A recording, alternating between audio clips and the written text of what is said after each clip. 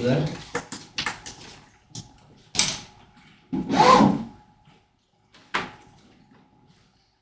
I move we approve the consent agenda. Been moved and seconded. All in favor, say aye. Aye. All opposed, nay. Motion passes.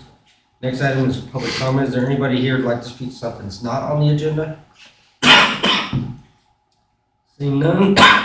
Special reports and presentations, climate action adaptation plan. Are we pulling up slides for this, or?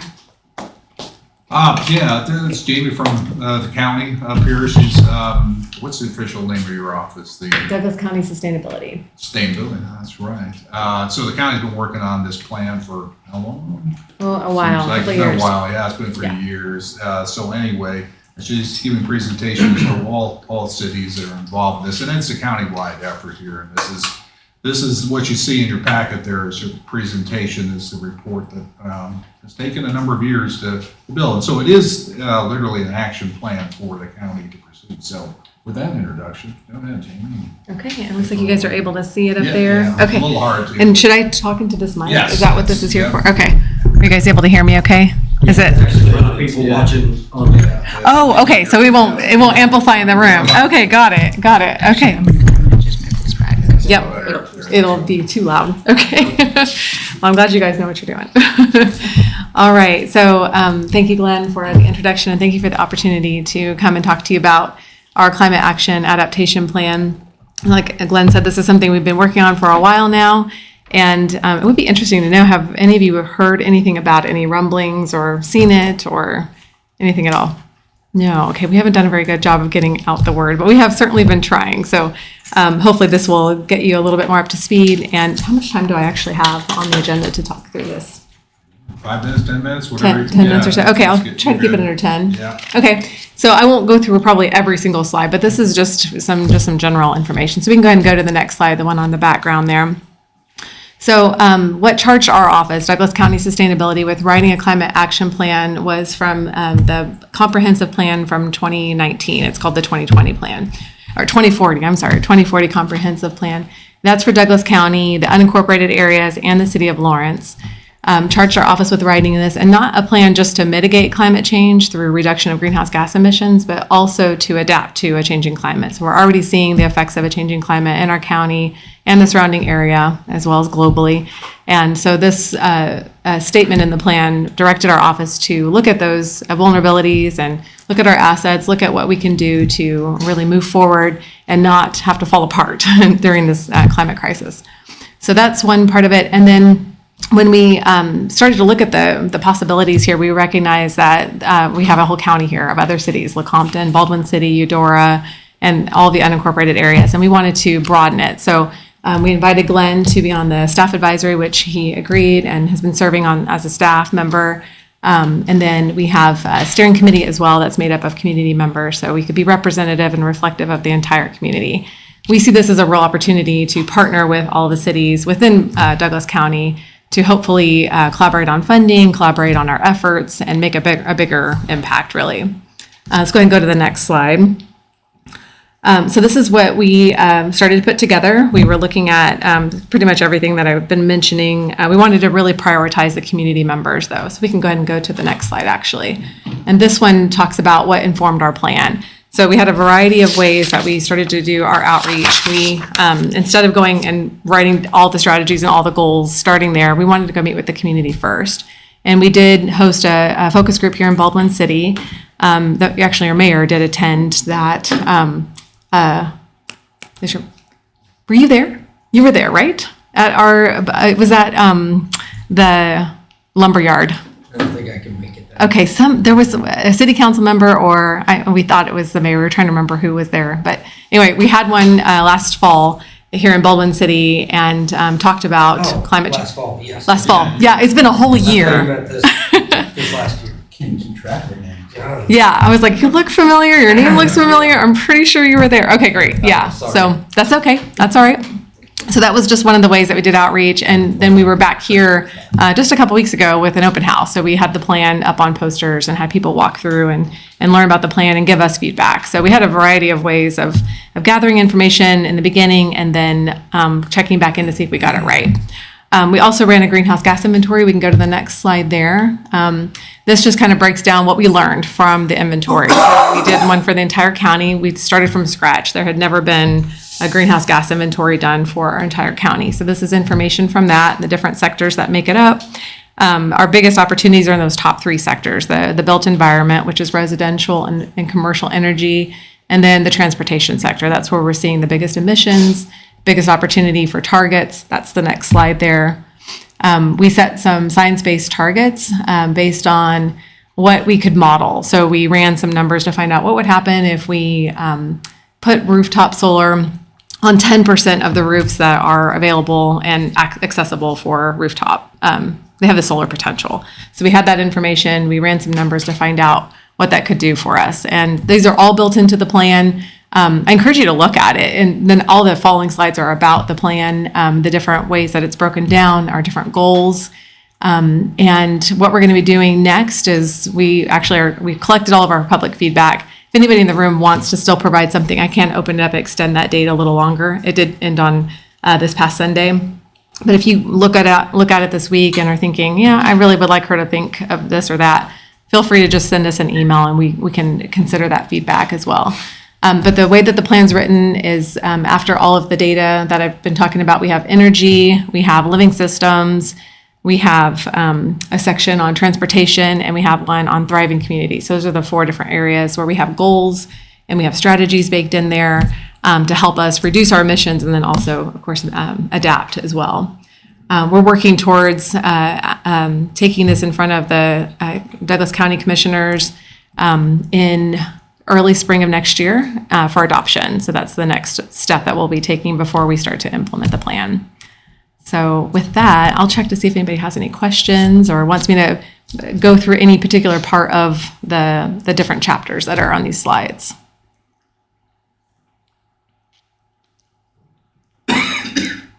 Okay, all right. Well, and if anybody has any ideas of things you'd like to explore for implementation, if you want to look at anything around EV charging, I know that's something that Glenn and I have talked a lot about.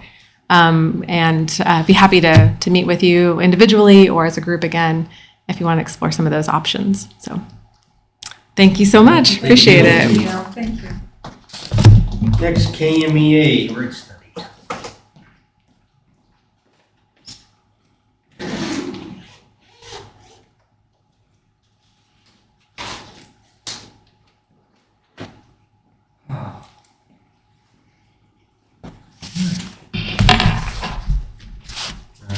Well, my name is Darren Prince. I work with Kansas Municipal Energy Agency, and I'm a manager of the regulatory and rates.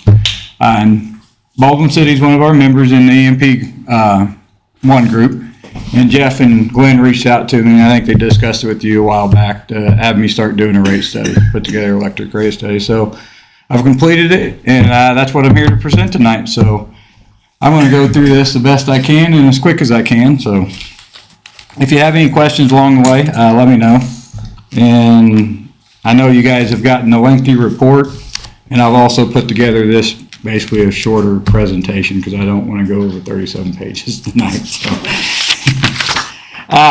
basically what I'll start with is just a little introduction here. We have the what I call operating statements. It just has your expenses and your revenues in it.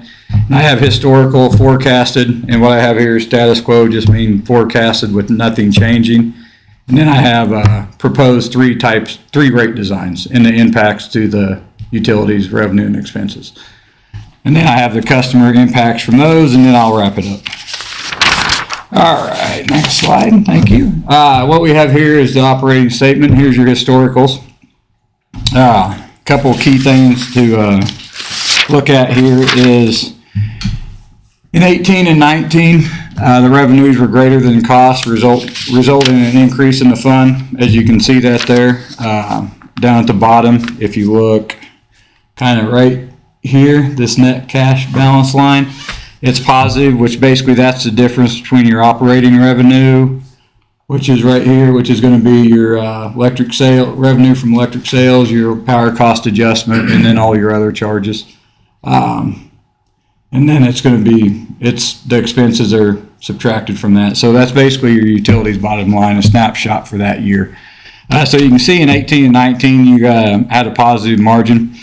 And then in 20, it turned negative, but not by much, almost kind of broke even. But then in 21 and 22 and 23, well, not into 23 yet, but projected to run a negative balance as far as the snapshot for the year, not an overall balance.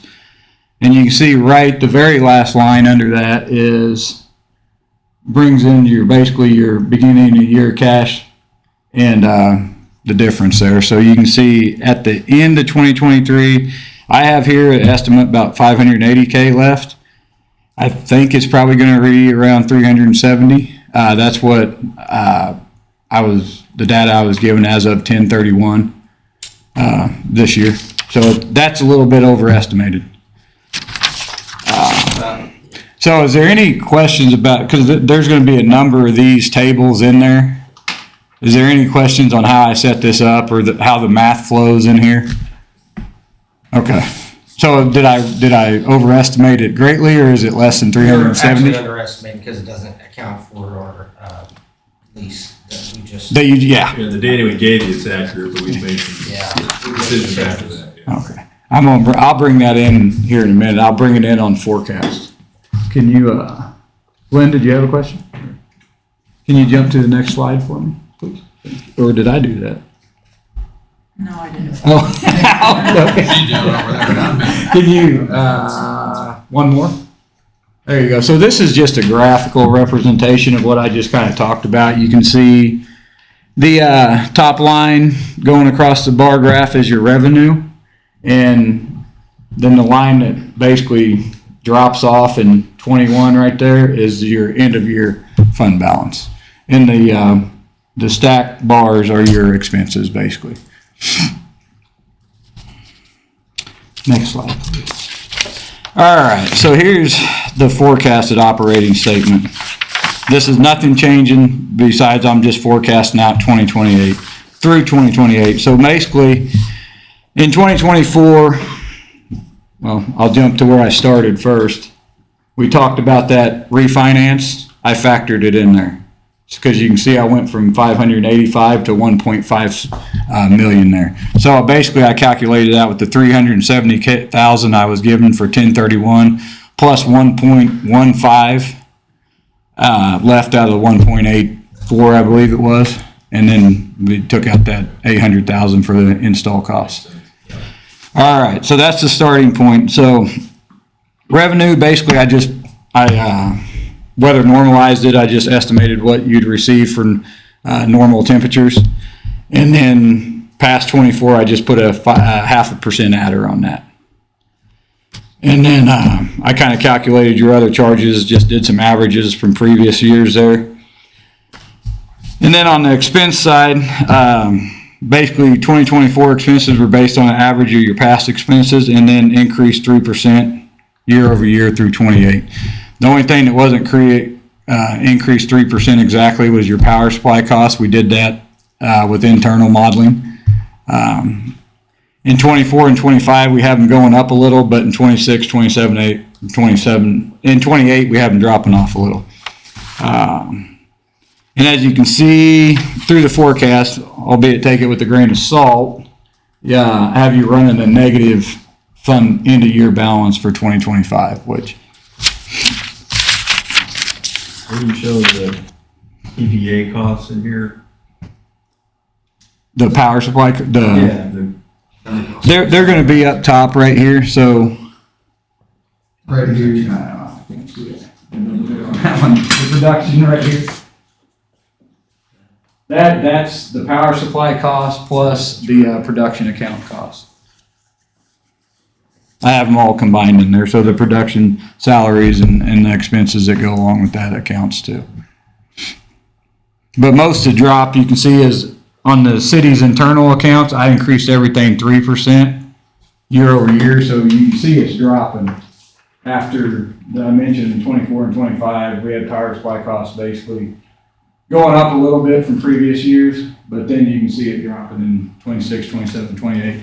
Now that's forecasting out quite a few years, and that's where we see the market and we hope the market's going. I mean, so be very weary of that too. So we don't know if it's for sure going to drop or not, but we have, I think we have a fixed energy product in there, and we also have you guys taking part in a large scale community solar, and we have those prices once GRDA comes off dropping that. So And that's 26. yes, Okay. that's when it drops. 26, 27, 28. Forecasted to drop. So hopefully. So from all that, you can see one more slide, please. Okay, right there. Thank you. You're not, the forecasted revenues aren't going to cover the forecasted expenses. So what I've done here, where the revenue requirement is, I've put together three options to increase rates, because that would be our recommendation. The first option is a two-step rate increase, 10% in 24, followed by 5% in 25. Rate option 2 would be a 5-step, so you're going to do 5%, 5%, 5%, and then 2.5 and 2.5 all the way through from 2024 through 2028.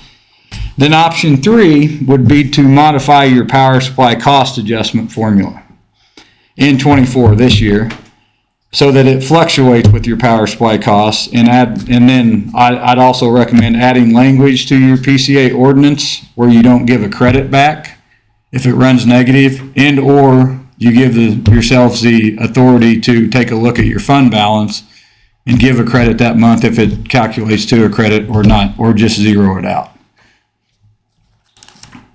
And then in 2025 also with the option 3, I have increased rates 5% there.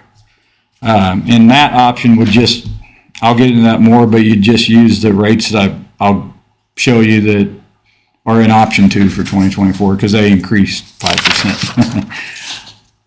Are there any questions so far? Okay. So this slide here, it's kind of hard to see. These are the rate increases I put together, the rate design. So I kind of concentrated on both the usage charge and the customer charge. I don't want to go through them line by line there, but you can see this is rate option 1. Rate option 2 goes out 5 years through 2028. And then with rate option 3, besides the PCA formula, these would go into effect in 2025. Next slide, please. And then here I show what it does to your utilities bottom line. So this is rate option 1. You can see basically a 10% jump in revenue. You go to about 4.57 million revenue from electric sales. So you look all the way out through 2028, it ends up with about 1.15, which is around 22%, going by your guys' fund balance guideline. And it in 24 it starts in 23%, in 25 it drops to 15, then drops to 13, then it starts going back up once our forecasted power supply costs start dropping. The reason that the costs do drop in 26, but the reason that the fund balance, the percentage goes down, is because that's your highest year in debt service. When you were projecting this out, what variable did you use for the revenue we received? Did you use historical data on our growth the past 10 years, or did you? So I took your data and I do what I called, I weather normalized it. So I estimated how much you would receive if temperatures were about on a 30-year average. So what that does is it puts you in the middle. Because if I just go off last year and then this year comes in with lower temperatures, then you'll under collect revenue, and vice versa. So this is based off of a no growth, though. 0.5% growth. 0.5% growth. Yeah, per year in kilowatt hours. Yeah, what about customer Yeah, customer numbers. is what I So was- you normalized around the fixed number of customers today, Mhm. whether, Yes, so you didn't take any new customer growth into that. Is that what you're saying? just 0.5%. I increased kilowatt hour sales by 0.5% per year. Regardless of the weather normalization? Correct, Okay. on top of that.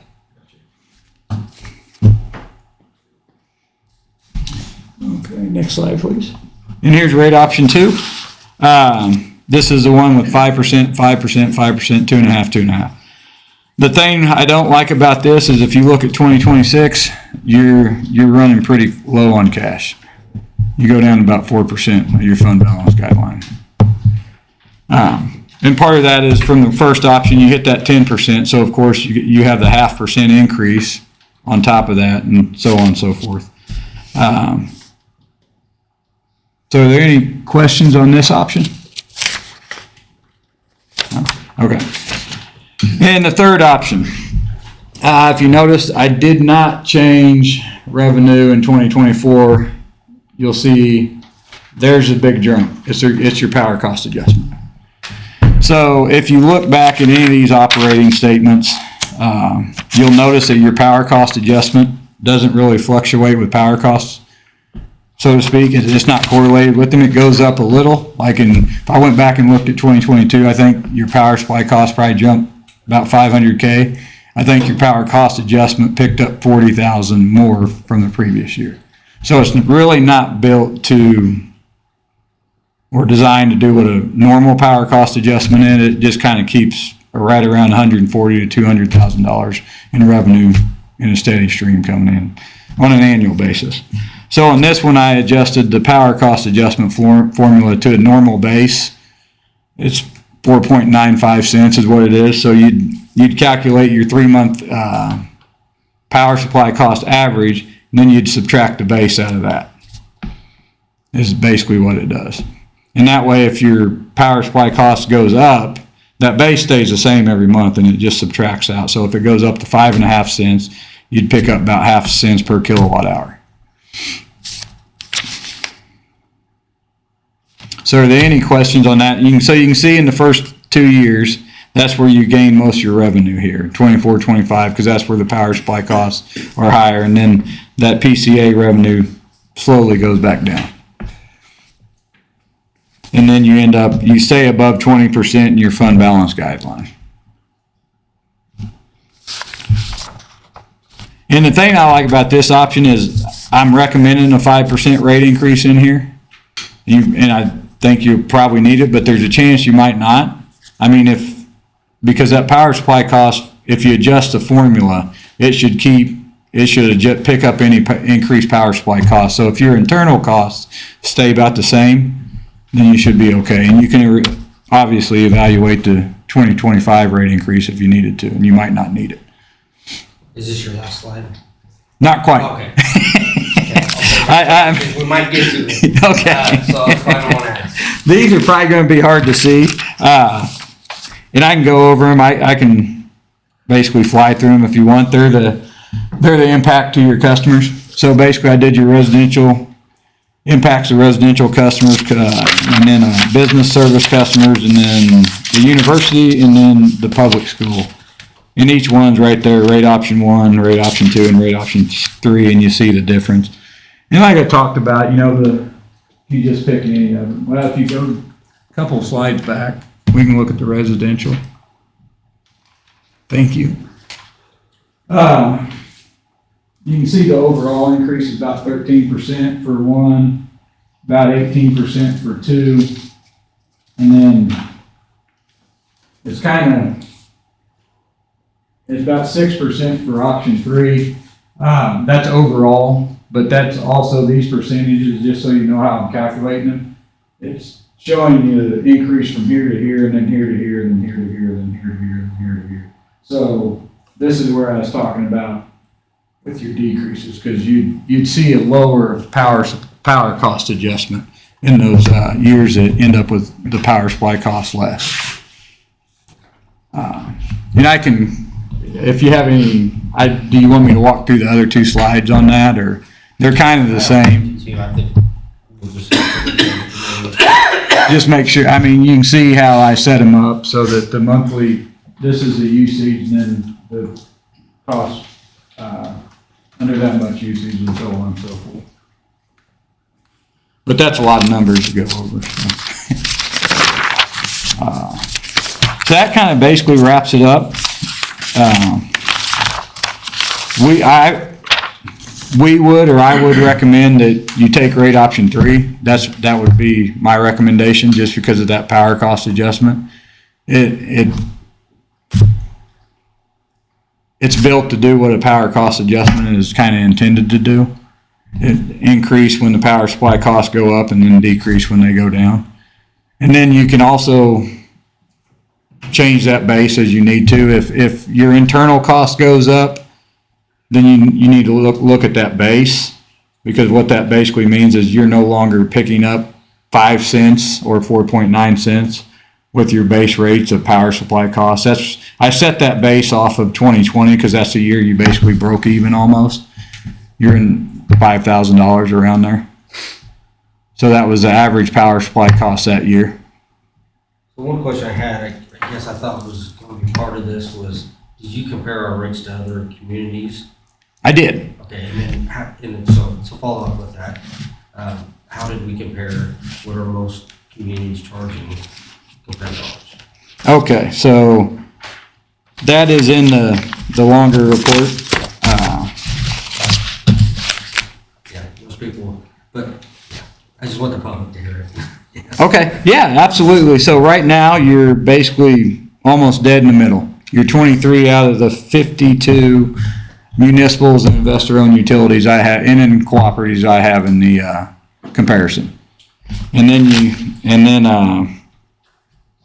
it moves down in option 1 to basically, this is residential customers, to 42nd. And that's for rate option 1. Rate option 2 would be about 48th, and then rate option 3 is about 37th. Now take into account that that's 2028 numbers. That's the rates in 2028. Take into account that I haven't increased any of the other municipal utilities or investor-owned utilities or cooperatives in this study. Another thing to take into account is it doesn't relay where their fund balance is sitting at. It doesn't relay how their distribution system is holding up or how much money they put into it. It's simply rates. That's all it takes into account. It takes into account their base rates and any power cost adjustments or energy cost adjustments they have. Now, your comparables, are they just in Kansas, distributed all throughout the state, or are they a similar size? How did you? They're distributed throughout Kansas, basically north to south, east to west. And then they range in population from 500 to 25,000. So they're not specifically just for the population size of Baltimore City. But they're basically all KMEA members, almost. There might be a few KPP members in there. And then the investor-owned utilities is Evergy, and then there's some cooperatives in there. Are all these in the study, do all of them have their own power generation capability? No. Is there any way to indicate those on here to figure out, because there's kind of 2 classes of municipalities, those that can, maybe they don't, they can, and partially, and those that just purchase, right? And there's different cost structures associated with public. I can So it'd absolutely. be interesting to see where those land, maybe with an asterisk or something on them, to say, we can see which ones had power generation capability. Yeah, absolutely. I can do that. That won't be a problem. Okay. I could probably have it to you by the end of the week Okay. or shortly. Any other questions? I wouldn't mind seeing, Western Kansas is a long ways away. It's our, when you compare yourself to people around you, you compare yourself to people around you. And I think of it as like, people choosing one community over another, so they have a choice of 5 towns. I work here, and I'm looking at these towns to come to. You want to look at those towns within a certain radius of you. How do we compare to Eudora? How do we compare to the people who are choosing Baldwin over other towns in the area when they're looking to move? I'd like to see that. Okay, I can give you, what I usually do when I put it in a public format is I do exactly what I did. I turn it to municipal 1, municipal 2, municipal 3. It's all public knowledge, but I've just asked that in public forums that city councils do that. But what I can do is I'll send Jeff or Glenn a spreadsheet that has them all. So you're saying that those towns are already in there? Yeah, It's just- I've changed them in the format. Yeah. Just for this report. Redacted Yeah. it, and he's gonna give us the Yeah, information. be awesome. We can draw a tighter circle around us, Yeah. just for comparisons. Yeah, I mean, in the whole worksheet I send out to our members, it'll have basically what you're seeing here in a similar format, plus there'll be another tab that shows you just the customer charges, just the energy charges, power cost adjustments, and the population. And I can get that out to you by the end of the week too. And then what I'll do is I'll just put an asterisk by those Yeah, municipals that have their own generation. yeah, great. Okay. Thank you. All right, any other questions? Thank you, sir. Thank you. Yeah. Have a great evening. You also. Okay, next item is the generator truck lease ordinance that we voted on last meeting. Anybody from the public like to speak to this agenda item?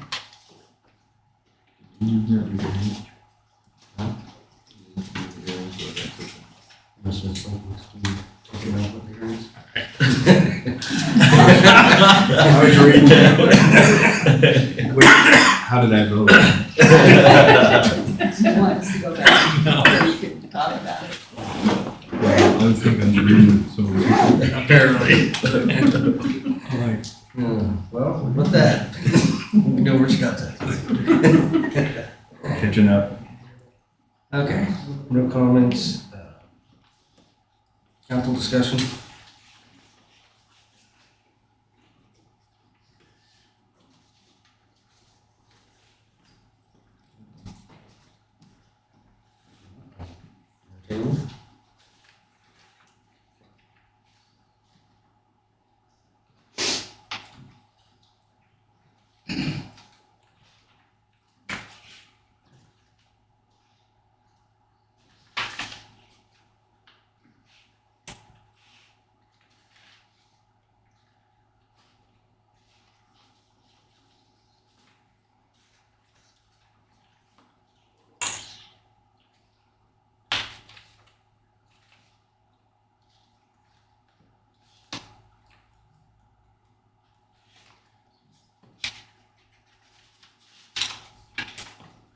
Go ahead.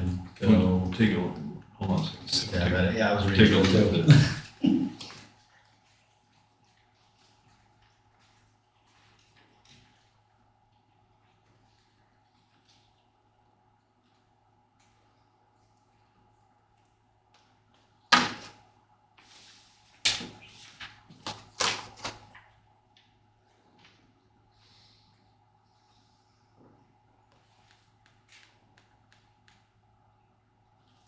It's just authorization to enter into the transaction, but we don't have the bids yet.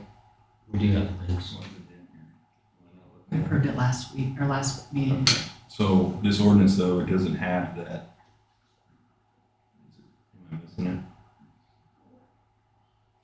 it? Does it list the bids that we accepted in the ordinance? Do we need to do that?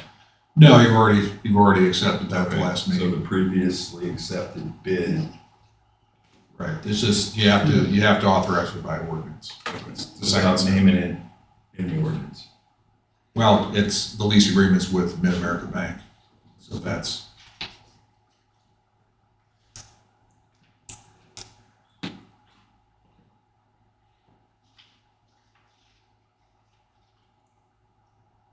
Oh, yeah, it's listed over there. Second, third, fourth whereas.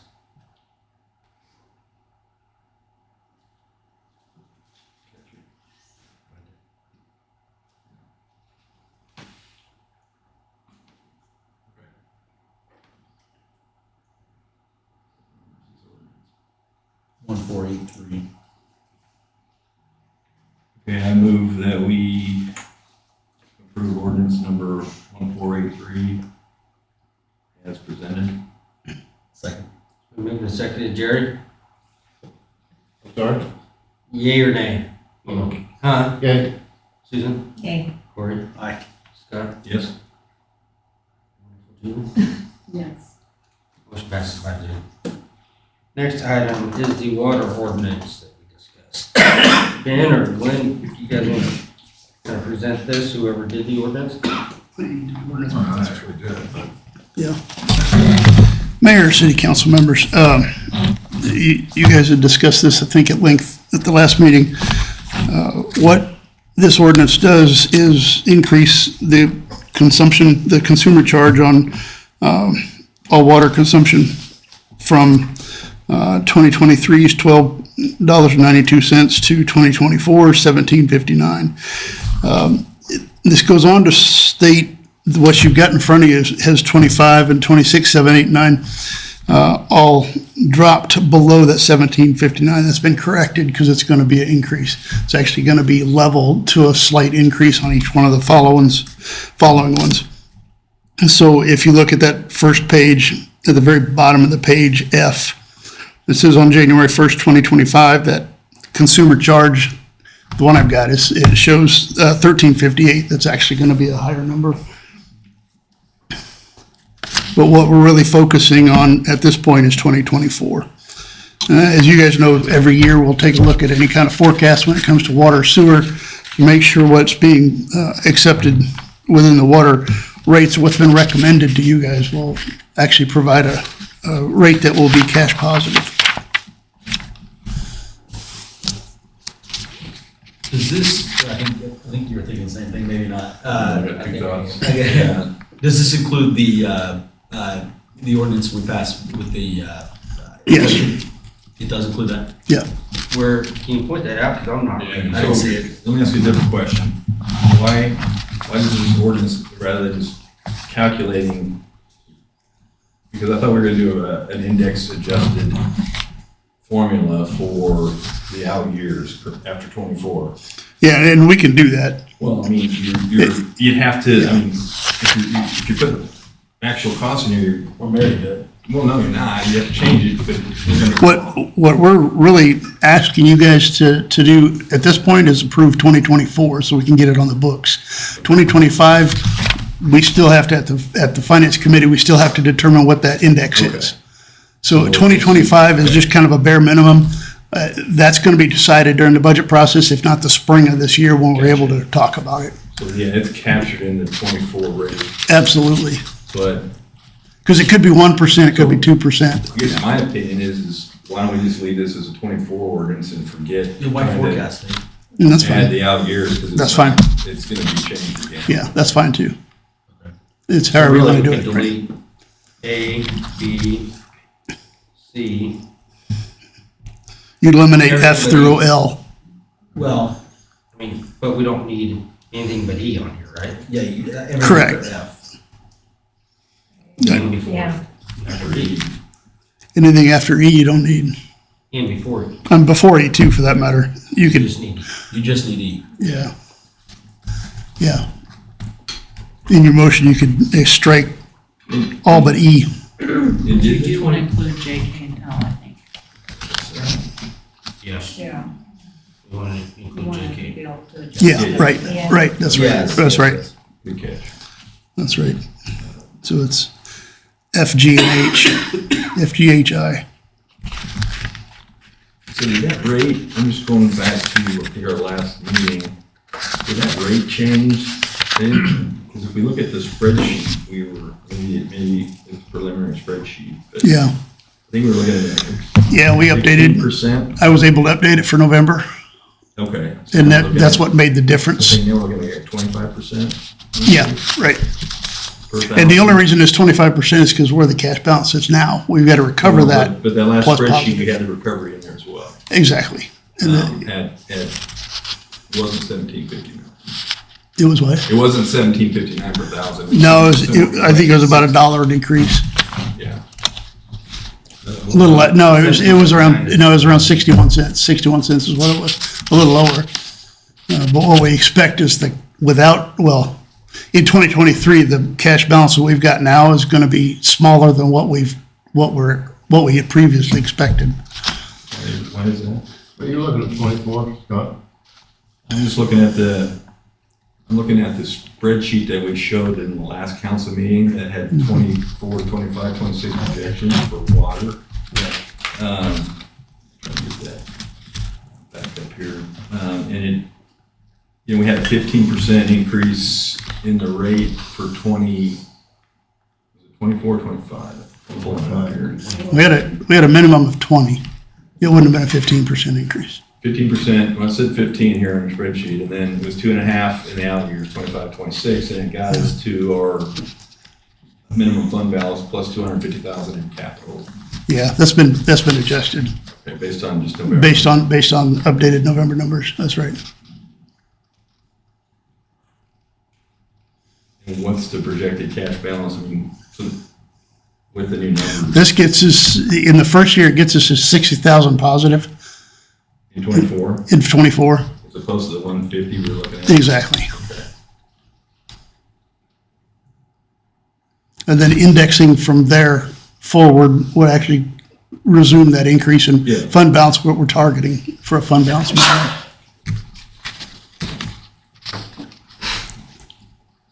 And this meter fee reflected in here covers our bonds. Yeah, yeah. Yep. Is it just the amount for the bonds, did we get to that? No, because we haven't talked about that within the, we discussed it at the finance Yeah, yeah. committee, but So didn't it's decide not to bring it just forward that. yet. Right. And in 25, I believe I'm right, 25, 2020, 12's GO bonds drop off, which would essentially drop that meter fee base by $2, $3. If we turn to just that meter fee actually just covering debt itself. So Well, this the- doesn't just cover debt right now. Right now, this is just what you typically have charged. Plus a 2.5% increase. Right. To all the increases. That's in 25, 24. 24. Yeah. So in 24, it shows, 24 shows 1442. That would actually be lower, a lot lower. It'd be a $2 to $3 drop. Yeah. Yeah, I think it could change. I almost think we need to bring this back to the budget. Okay. We can do that. I guess in my mind, walking out of that meeting, and coming in here, I thought, one, the meter fee would cover the bond. Yeah, I wasn't under that same understanding. I didn't have direction from that committee to actually do that. I've got the numbers, I just didn't have the direction to make that I change. didn't get that either, because I think we'd have to pull some out of the rate over Right. to it, or vice versa. Right. I think we just did a bump of the 2.5%. So I knew we were talking about trying to get to that, but it's gonna be a different number. We need to look at what And I've got those numbers. If you wanted to table this for the next meeting, we could table it, I could bring it back to you. I Show, feel more comfortable. I could bring it back to you to show what that is. Yeah. Because what that meter fee would actually drop, substantially. It'd be in the $11 to $10 range, not the $14 range. Okay. And it would stay there, but incrementally decrease until you issued new bonds Right. for water. So it'd be it'd be lower. But then the rate's gonna be higher. Yeah, potentially. What happened? Yeah, If you're potentially. basing your 24 off Right. of the meter, or the base fee plus the projected Yeah. revenue. Yeah. If we lower the base fee, Yeah. the revenue's gotta go up on the consumption side, right? Yeah, theoretically it would, yeah. Yeah. And the 15% that we're talking about at finance committee is when we removed all capital out of the whole 3 years, which at this point is not probably gonna be a sustainable option. If you lower the base, aren't you going backwards? No, you'd have to recover it, say we're trying to get break even for You're trying to discussion. for 1 year? Yes, say for 1 year. So if we have, $12 in the base fee times however many, customers we have, that generates a number. And then we've got projected usage of So you, gallons, and that's gonna drive another number. And if you Yeah. move money out of the base fee, Right. you gotta put it over here so that that end number still is. so you want to do that for 1 year, and the next year it will continue to raise. Well, I think what we've talked about previously is trying to getting away from a base fee and getting to a bond debt fee. Right. To where there's a line item that says this amount, $11, whatever it is, covers all of the debt, bonds and lease, capital leases for that utility. So as those so for the water utility, as those drop off, that fee would go down for the following year. Right. Because the payments would go down. Or vice versa, if you had new Right. construction, So- you'd be able to quantify that by monthly fee for the public. Right. You have that bond, that project, it could go up by a quarter. Depends on the payment of the bond. Right, Yeah, so right, you, that's right. you charge just enough to cover your bond Yeah. payments. That'll, Just like the rural water, yeah, just like the rural water Yeah. district. that was There's a measured. balance though. I mean, when you take away from when we just talked about the base rate goes down, the rates have to go up to make all has to equal the same number. Right. But that's okay, because the whole spirit of doing that was for transparency. Right. To show that this is where your debt is, Mhm. and yeah, it has to, the rates can fluctuate, but the bond that's what you're trying to be transparent about. Exactly. So, it kind of has to go Yeah. up. And that would- I think it'd be pretty- The rate can But that wouldn't be very, maybe as impactful as we're thinking, would it? Well, A couple dollars shave off the Yeah. base rate over 2,500 homes and. Yeah, right. It's not gonna be huge, but it'll be something. Again, it gets back to that analysis we looked at Yeah, last year for the electric. The impact's gonna be dependent on how much water you use. right. Right. I mean, disproportionately, right? Because the base fee is the same for everybody. And if you're a high water user, you're paying more, right? Right. So, I didn't think about that. It fluctuates. But it's the right way to do it for transparency. It is. You know what you're paying for the water you're getting, you know what, you're paying for the debt. Yeah, operations and debt. So it'll With fluctuate, operations in there, Operations and debt, right. that'd be the right. it fluctuates by usage Yeah, Yeah, just Yeah. or by, it's per 1,000 gallons. If we, so, but then it'll fluctuate not by monthly, it'll be by yearly, right? On the debt piece, we calculate every year, so we wouldn't have to change it, That the would be a monthly. yearly thing, right? It'd be an annual Yeah. thing for the debt, bond debt. yeah, it'd be easy to expect. Yeah. Now, you add new meters under the system, that also lowers that Right. number, because you're spreading it across a Yes. wider base, so Yeah. as you grow, it's gonna be a lower That's number. That's in fluctuation. Yep, That's It'd be not, done on an annual basis. Yeah. They just calculate what the new rate needed to be. If the cost stayed the same, we had more users, everybody's rate would go down. yep, yep.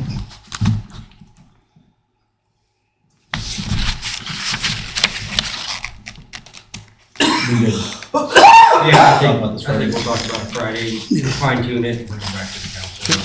Okay. More numbers that- do you have any other guidance from the other three council members before we go to that meeting to discuss? Yeah, I know what I want to know exactly Well, you can- what, right, the people are gonna have to. Yeah, and you can see what's been proposed in the ordinance. I mean, that's the starting point.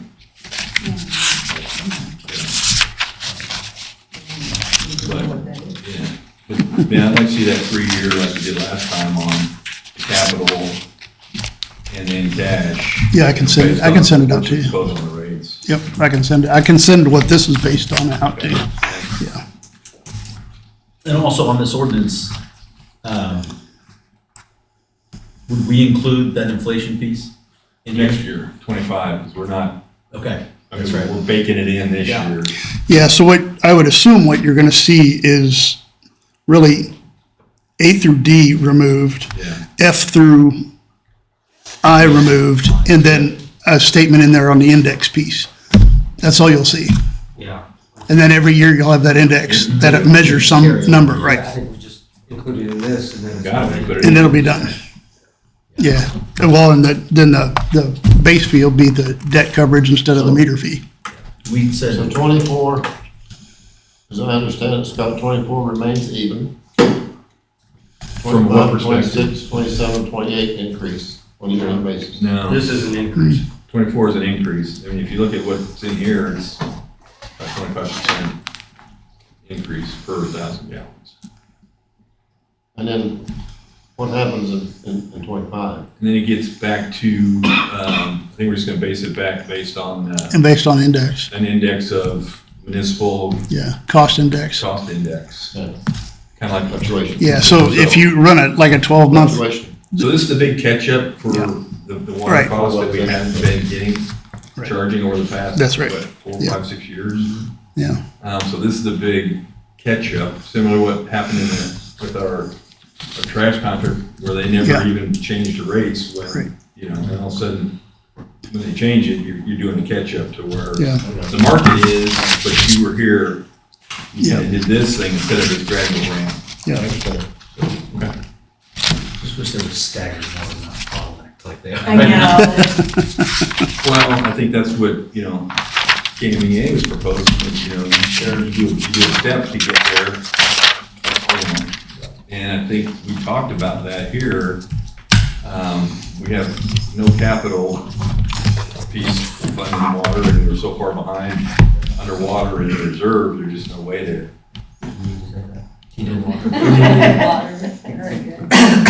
No, I didn't. At this point, we're in the sewer, not the water. You're good. Ben's always good for a solid follow up. Just say that, right. Little layup there. Bumps that spike. So I'll send the committee back that spreadsheet adjusted, so you can see what that looks like. All right. We're gonna Thank you, Ben. again. Thanks, man. Ben, you, We're gonna go through this Wow, next month. is this the next one his? Yeah. Okay. All right, next agenda item. Oh, sorry, what you say You're here? gonna go through this again next month. Yep, we'll bring it back to There'll be it. an adjustment. Will be an adjustment in figures or? Yes, there will be. Yeah. Yes. And it'll be an ordinance that will show you that, and maybe have that spreadsheet as well. Again, Very good.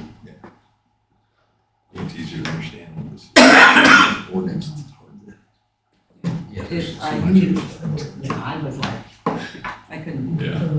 couldn't put it together. I'll start with January. Next new business, COLA. Glenn.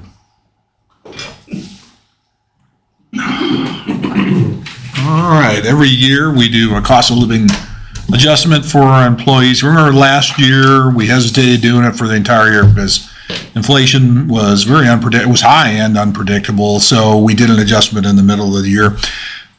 All the cost indexes right now, as you look at all the consumer price indexes, we look at Midwest, national, whatever, they're all running around 3.2. So inflation has come way down from last year, and it looks like it's going to be a lot more predictable. Who knows where it's going to end up? So what we're going to recommend is we do a 3% just across the board this year, as we've done in the years past.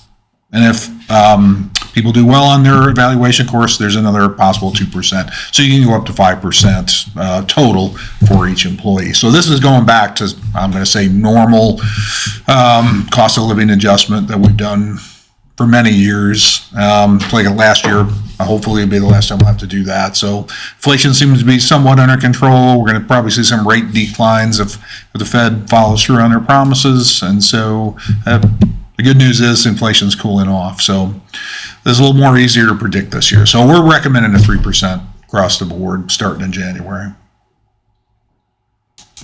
Very simple this Glenn on year. this? All I right. had a question. What's the question? I said, do you have any questions for Glenn?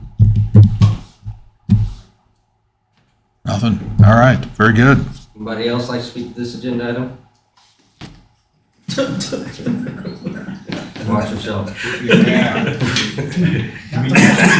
He's got a new knee, he's all. I think we baked in 3% in the budget, right? Was it 3% or 2.5? Did we have 3% baked into the 24 budget? Yes. Okay. Yeah, absolutely. Yeah.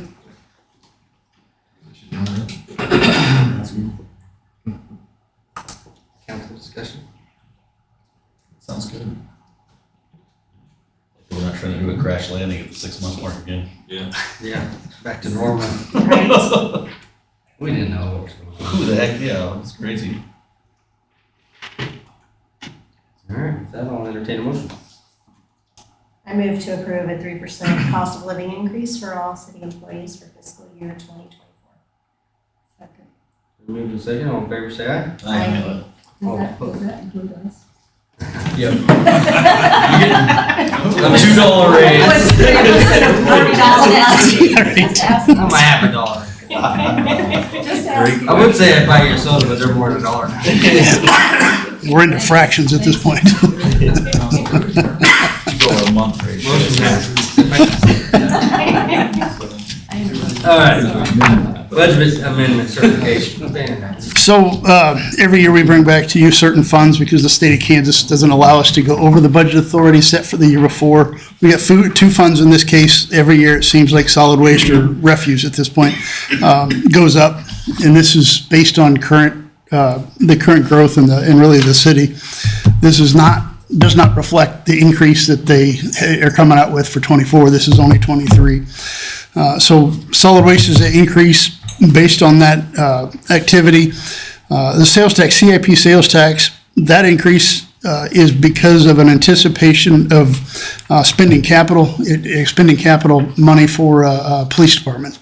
Radios and kept catching them up on certain items that they had to have for that matter. So we did a forecast and set some money aside. This allows that to be covered within the budget authority.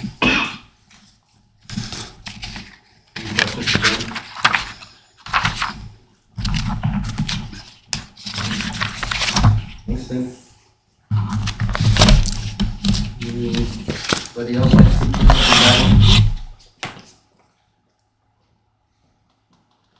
Council discussion? No, I'll entertain motions.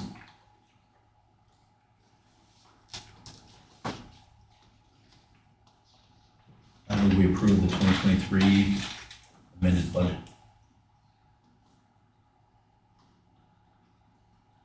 Second it. Been moved and second, all in favor say aye. Aye. All opposed nay. Motion passes. I have a document for everybody to sign, I'll pass around. On that one, oh, here.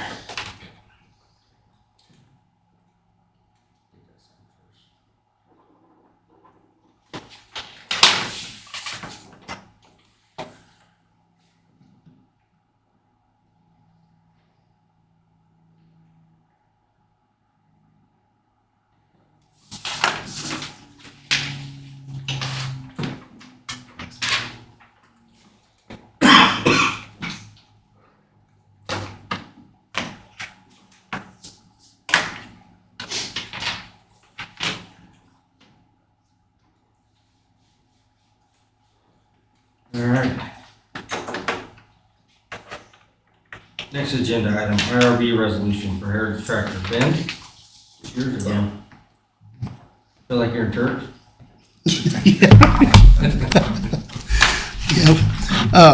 So the city received a application for IRB application. IRB, did you send out that email that I sent to you?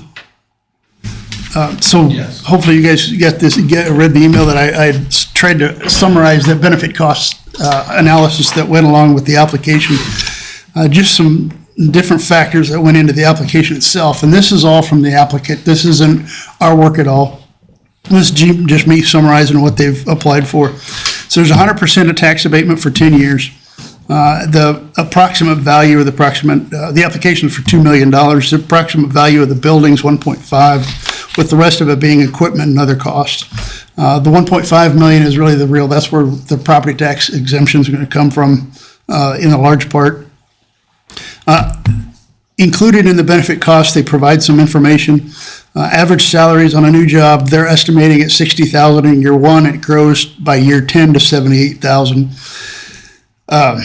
Average wages of those total, all the jobs that they've got in year one is $180,000. By year 10, it's almost $1 million. When you look at that whole 10-year period, there'll be $4.8 million in wages over that 10-year period earned. 10-year period, there won't be any taxes received on the tax abatement. Now, the total of all taxing entities currently is around $44,688 on that 915 Industrial Park Road. At the end of the abatement, the city's portion alone would be $16,375. And then that increase is estimated to go to $57,000, just under just above 57,000. The more important factors are going to be the cost benefit ratios that go into this. So the way the state looks at this is 2.38 times coverage, so it means 2.38 times your cost is the benefit that the jurisdictions get. In this case, 2.38 is what the city gets through that activity actually being placed in the city. So anything over a 1.3 is considered a good project, and we're a full 100 basis points above that. So of the ones I've been doing in my career, this is one of the higher ones when it comes to return or ROI, return on investment on this case. The total, I'm sorry? 0.3 is the one mark. 1.3 is kind of looked at as the minimum that you'd want to cover. 2.3 is the times coverage on the ratio. When you look at the return on investment, and this is the city's return on investment in ancillary costs or ancillary revenues like sales tax, any kind of potential income that would come into the city through wages, that's around 13.8 or 14% based on the calculations. And this is the information they're providing. There's a number of mind-numbing formulas that go into the backside of that the state uses. But that almost 14% is obviously a good number, especially when you get a CD. Sorry? On what period of time? This is over the whole 10-year period. The 14%? Yeah. Yeah, it'd be an annual return over that 10-year period, yeah. And you can compare that to investment you'd have out in the market today, like a CD at 5%. That's a pretty good number. So at this point, given what the applicant has provided in the cost benefit analysis, I'd recommend approval for what they're asking for. Any questions for Ben on this agenda item? All right, thank you, Ben. Does anybody else like to speak to this agenda item? Seeing none, council discussion? So where does the $2 million come from? I don't understand how this works. The 2 million, I think that's their investment. That's their investment? That's, yeah, we're not putting it out anyway. Okay, And that was my question. Yeah, we're not putting it out. Buildings 1.5, where I think what the ROI is looking at the taxes we would get, property taxes based on that building of 1.5 over 10 years versus all the income and other benefits. So the ROI was positive relative to the taxes we earned over 10 years. That's the number that we're kind of not collecting. That makes sense? And I, You think of it like RID or NRP, you know, you're sacrificing that tax money, that property tax money for the increase in the value of the property. Sort of similar. and is this right? I saw for Ben, I guess, for Baldwin City USD 348, they're showing a 32%. In the application? I have that with me. Yes, I do remember seeing that. Okay. And that's just because of the number of, Students. yeah, Okay. That's what I figured. yeah.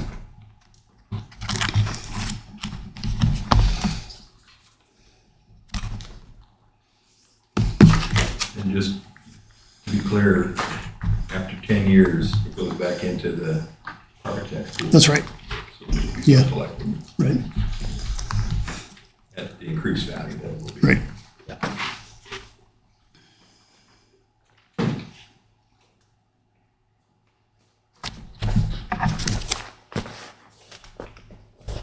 Any other discussion? No, I would say it's a good use, and I think, you know, so proud to have Heritage in our community and all that they bring in. And I think it makes sense for us and it makes sense for them. Do it. That will entertain a motion.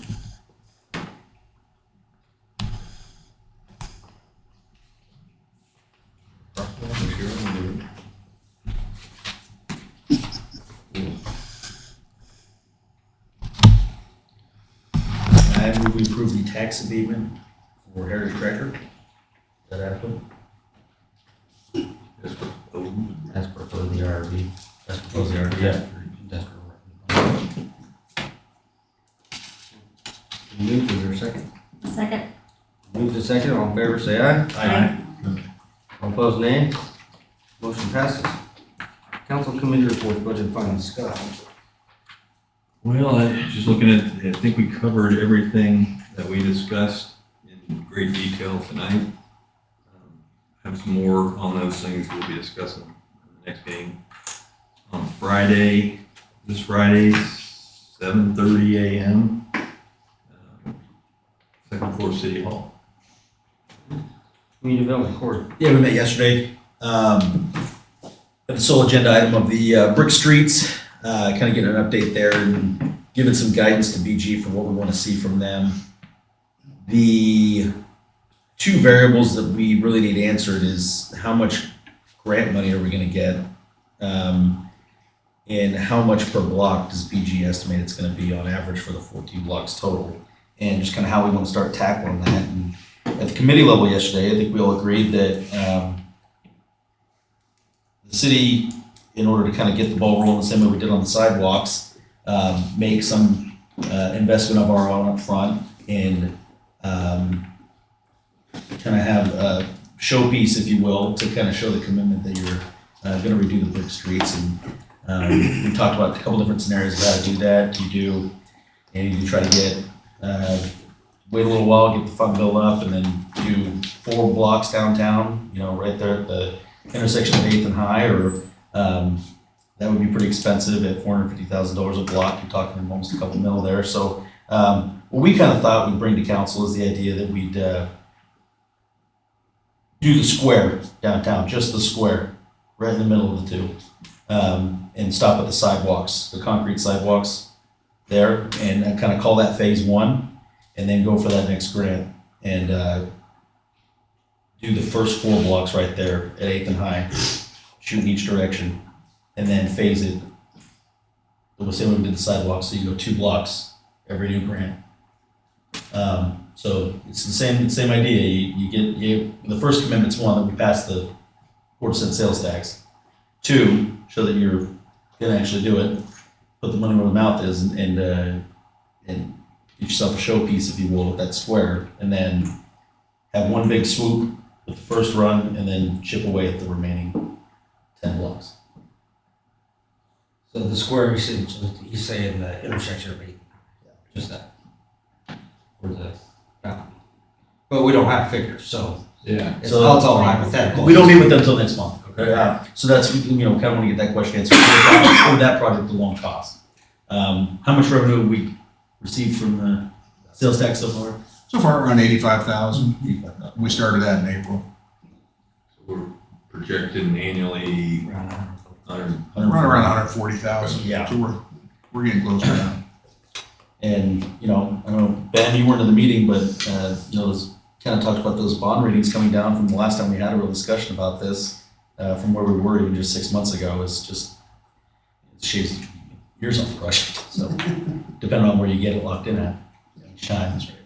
I think the starting point will be to talk to BG. TA grant applications open in early 2024, which is what we've been so successful on our sidewalks for. So getting BG into that meeting to kickstart that is vital at this point. So we can still go ahead and apply for the TA grant, whether we get the first one.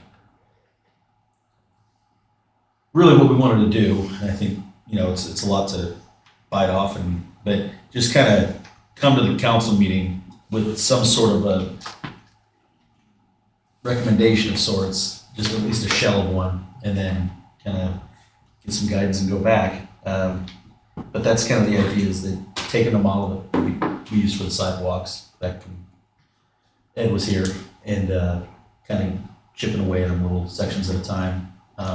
Is there any feedback on that? Do you think it's too ambitious to go for 4 blocks at once, or? I think The thought behind starting downtown too was, the TA grant, they have more interest in our downtown area. sure, a lot of incentive there. And once we found with our sidewalks, once we got one and we connected to it, it put us much Your case higher. gets stronger and stronger as you go, yeah. What do you figure the cost on that? About $1 million too? We're working off, they said 400,000 a block, we bumped it up to 450 just for our rough numbers, because we haven't heard back from them any solid numbers yet, any solid projections.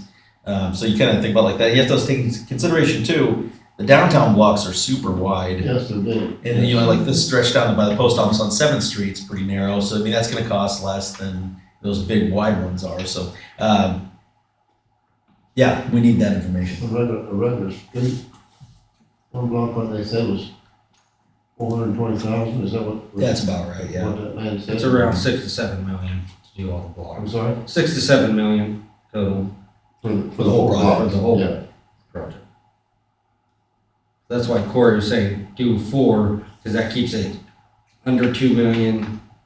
So it's a manageable TA grant for the state to give us. It's not too much that they're not going to give us because of the cost. This is a long way with the horse before they got to the cart, but do we know anybody or any contractors that do that kind of work? BG does. Who? BG does. BG? Mm-hmm. They're an engineering company. Yeah. Yeah. They also do project management. They did all the sidewalk project management. We found the contractors for those. So Actually, They if know we get a approved for the contractor- TA, the state takes over the project. They know a contractor that can come in and do that work, is that what you're advising me? Yeah, Glenn did it in Seneca. There's companies out there that do But it. he did that back when Columbus hit the rock. So, yeah, it's not far, yeah, something like that. He hit a sandy beach. Glenn, Yeah, it was a big block. Don't go I was there. out the ship. I was gonna say, were you there to meet Columbus at that time? Who do you think put the rock there? I think the approach makes sense, like, You gotta start somewhere. yeah, and I think what'll be interesting is once we get the estimated costs and projections on the sales tax, I think we're all gonna see how far away we are. Mhm. And then figure out, you know, what we think the appetite is in the grant world. You know, then we just have to chase it. I think you're gonna have to do grants. I know, but we don't know how available they are, what size they would be, what our share would be, you know. So the bottom line is, we're gonna have to do grants to get started in our lifetime. Or, And that's certainly out of our control, complete control, so it's a little iffy on if and when we get those. we got a good track record. We do. But that's, We know what we're doing with the TA grants. We do. it's a funny process. It really is. I never knew until we got elected just how funny it was that, you know, you gotta have your showpiece almost. You know, you gotta, with the sidewalks, you gotta show your commitment. You gotta, you know, so that building that square starting off is like, that's what gets the ball rolling. That's kind of what I wanted to see from you guys, how you felt about it. 0.5% sales tax, or a quarter cent is a commitment. Yes, we're committed to it. I mean, You have to start somewhere, so why not write that center square? Yeah. So. And then Casey got down some tangent about putting a maple leaf shape in the bricks and all this. He always No, he was too far. It was not too far. I started doing the chevron pattern. It looked awesome. Yeah, you kind of, Yeah. you kind of ran We with all that joined idea. in. We all joined in. Great conversation when we ever get to that point. Yeah. We'll get there. This group. We'll get there. We'll get there. Well, somebody will. In the next 6 months, we will be talking about Okay. this. I like that. All right, public safety. Oh, you good? Next Yeah, meeting. that's it. I have one more thing that I forgot. Go ahead, go ahead. We did have a presentation in the Budget Finance Committee I can't remember, it's from, Oh, yes. from an LA Group, insurance broker that handles municipalities and public entities. Basically walked us through kind of what we all should expect, that, you know, insurance companies are suffering large losses. Their cost to repair all the materials obviously are hit with inflation. So the message was that we should expect to see our rates going up. I think ours expired, our current contract expires in January, end of January, We always renew in April. or in April. So Yep. there's probably, you know, another increase coming then, and you know, so the recommendation was to go back out and, you know, amongst the brokers and at least see who, what kind of, there won't be a large cost variance because it's like one large underwriter that kind of covers everybody. So you have brokers dealing, and it's really more on service and things they do and their knowledge and that sort of thing. But I think we do go out for that. I would assume they would get some projections, Glenn, on what they expect the price to be, or they go out and get cost quoted at that time. Yeah, they started in January, kind of projecting what they'll be going forward. So it would actually be an RFP with pricing associated, or just more of a proposal around their service? Insurance, For insuring our buildings. Yeah, insuring city buildings. Yeah, well, right now we have Willis Towers Watson as our broker. Yeah. So are you talking about changing the broker or the insurance company or? The broker. The broker. Yeah. All right. I'm not sure that we have the ability to change the insurance company, do No, it'd be up to the broker to go and find the best insurance. we? Yeah.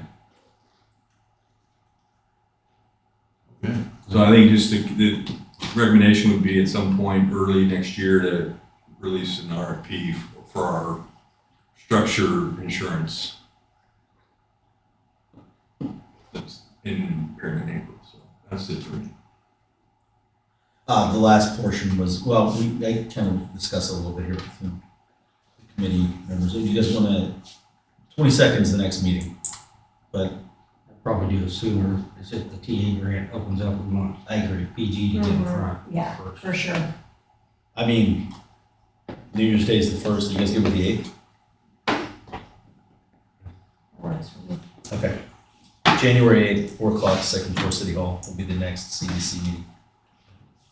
Public safety, Susan. We just met this afternoon at 4 o'clock. We had a message from a citizen regarding the intersection of Deer Ridge and Signal Ridge. We had changed parking from one side of the street to the other because of some visibility issues. And in doing that, we created a whole new problem with a different visibility issue right at the intersection. The chief had brought a picture that showed some vehicles. You got one with you? No, I do not. Just making it very difficult to see around that corner. So we asked him to run with it. I think he's gonna go talk to the citizen and kind of go from there. That's it. Next meeting is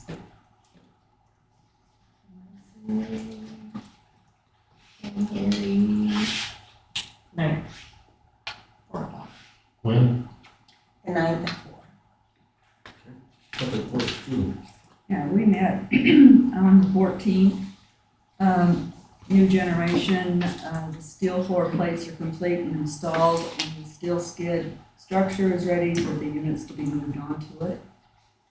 New substation update, RFP for the substation transformer has been sent out, and the due date for those bids is January 31st. Newton substation, on December 4th, they had some damage to one of the feeders following a squirrel trip of it. Burn up a switch while trying to close the breakers. Contacts in the relay were also damaged, so rerouted the path for the feeder until the breakers can be repaired. On October 14th, they had the fall citywide cleanup from 8 to 1 o'clock. Just an update on that.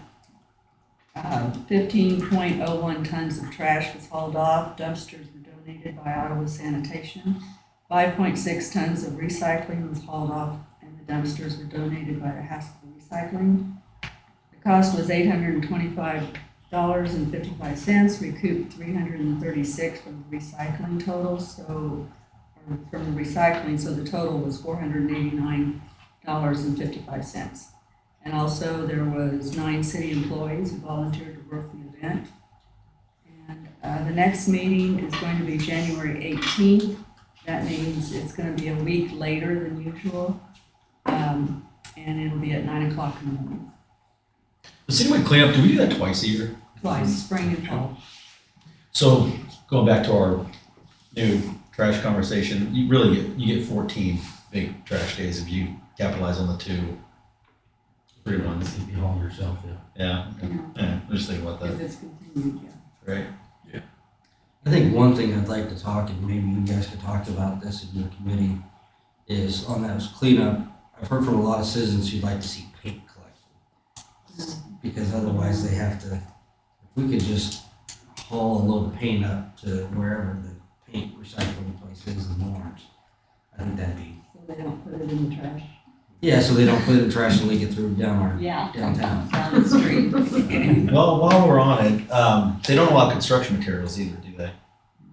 So, I mean, you think about what we're doing with RID and NRP, you got people fixing up their homes, they got a lot of leftover scraps and stuff like that, and where do you take it? I mean, True, but when they take it to it's the place that won't take it from them. Transfer station or whatever it is.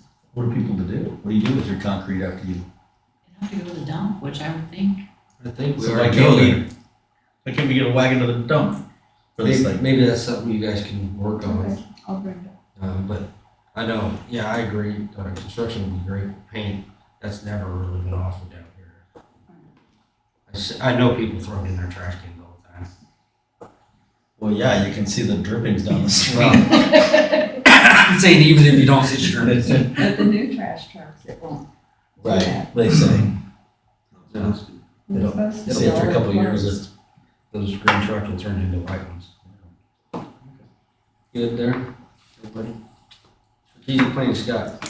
We did not meet since the last council meeting. Our next meeting is this Friday at 2 p.m. We expect to have an initial readout from Ryan about the community survey.